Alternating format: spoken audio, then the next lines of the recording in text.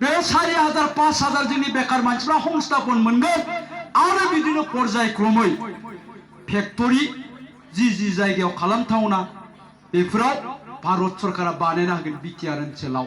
दा बेफोरावनो जोंनि बै गुजरातआव थांग्रा मुम्बाइआव थांग्रा चेन्नाइआव थांग्रा मानसि बेकार मानसिफ्रा गावनि बिटिआरआवनो खामानि मावनानै मोनजासिगोन एबार।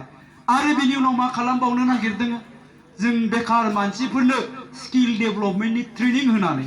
स्किल डेभेलपमेन्ट माने नों मा मावनानै जानो, ना फिसिनानै जानो, आबाद मावनानै जानो, दाउ फिसिनानै जानो, अमा फिसिनानै जानो, बिनि ट्रेनिं होनानै बैफोरबायदि मानसिफोरनो जोङो फाइनान्सियेल एसिस्टेन्ट नङाब्ला लन होनानै बिसोरनि संस्थापन जानांगौनि खोथाखौ जों सिन्था खालामदों।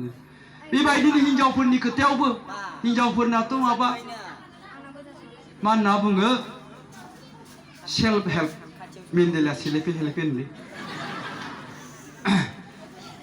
सेल्फ हेल्प होनबाथ' दा हिनजावफोरल'सै नंगौना? हौवाफोरना सेल्फ हेल्पआनो गैला। सोर खालामगो बेखौ? बेबायदि सानस्रिखौ सोर लानानै होफैखो? बिपिबान लानानै होफैदों। बिपिबान लानानै होफैदों। दा सेल्फ हेल्प होननानै मेगन मिसिबनानै सेल्फ हेल्प होनबाबो हिनजावफोरनि मोखांसो जाखांफैयो।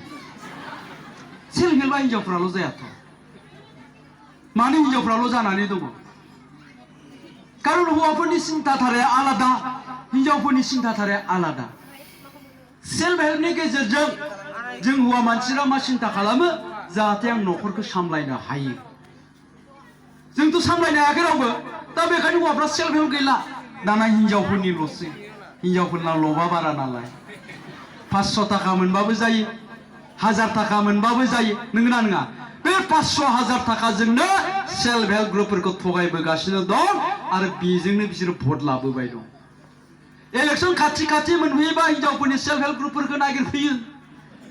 बेंकनि पासबुक बियो 10,000 सोना होगोन एबार, 25,000 मोनगोन एबार, जों ओंखारबाय था। 15,000 सोनानै होबाय, 15 जन सेल्फ हेल्प बेसेबां गोलैखो? 1000 थाखा। बे 1000 थाखाजों नों गावखौ 5 बोसोरनि थाखाय फाननोसै नामा?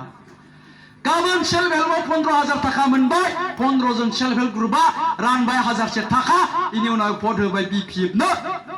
5 बोसोरनि थाखाय बायजागोन ना बायजायाखै? 1000 थाखाजों। बेबायदिनो जों बायजाबोबाय थादों।